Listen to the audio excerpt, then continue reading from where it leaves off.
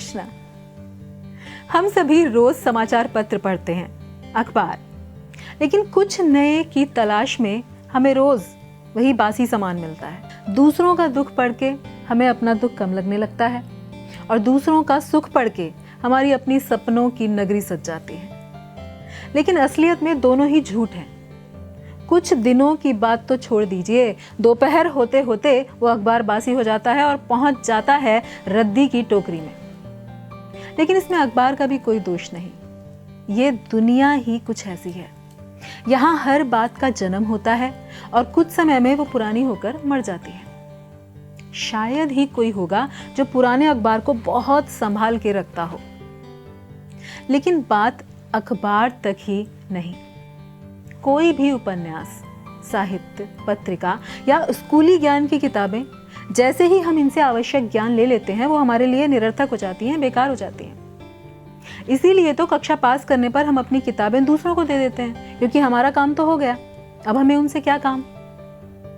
तो कहने को तो हर दिन सुबह ताजा खबरें आती हैं, लेकिन व्यक्तियों और स्थानों के नाम छोड़कर उसमें कुछ भी नहीं बदलता, सब कुछ पुराना ही होता है।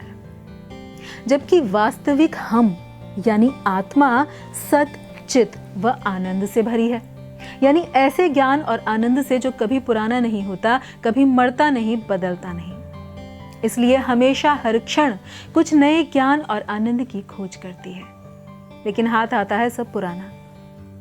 इसलिए हमारी हालत उस मछली जैसी हो जाती है जो जल से बाहर आ गई है और तड़प रही है, क्योंकि हम सभी आत्मा हैं और आत्मा के जैसा ज्ञान ही उसे संतुष्ट कर सकता है। जैसे श्रीमद् भगवत गीता जो 5000 साल पहले कही गई लेकिन आज भी तरोताजा है, वैसी ही नई की नई है, प्रासंगिक है आज के समय में भी। श्रीमद् भागवतम और अन्य वैदिक ग्रंथों में भगवान और उनके भक्तों की असंख्य कथाएं जो आज भी तरोताजा हैं।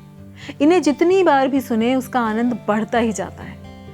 और इन ग्रंथों में, इस साहित्य में वो शक्ति है जो हमें इस संसार की परेशानियों, दुविधाओं और तनाव से दूर रहने की सामर्थ्य देती है, संघर्षों से लड़ने की शक्ति देती है।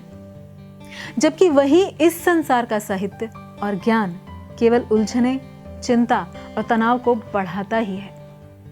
यहाँ पे हम ये निर्णय नहीं लेंगे कि हमें अखबार या इससे मिलते जुलते साहित्य पढ़ने चाहिए या नहीं। अपनी परिस्थिति और जिम्मेदारी के अनुसार प्रत्येक व्यक्ति को इसका निर्धारण, इसका निर्णय खुद करना होगा। हाँ या नहीं, अथवा थोड़ा या अधिक। या फिर ये कार्य कर सकते हैं कि आवश्यकता पड़ने पर इनकी उतनी सहायता लें जितनी आवश्यक है, और फिर आश्रय लें उस दिव्य साहित्य का, भगवत गीता का, श्रीमद् भागवतम का, जिससे ऐसी शक्ति मिलेगी जिससे इस दुनिया की नकारात्मकता, चिंता और परेशानियां हमें प्रभावित नहीं कर पाएंगी। और फिर ऐसे दिव्य साहित्य से जुड़कर हम सदा सदा के लिए अपने बासी जीवन को भर देंगे असली तरो ताजगी से। धन्यवाद।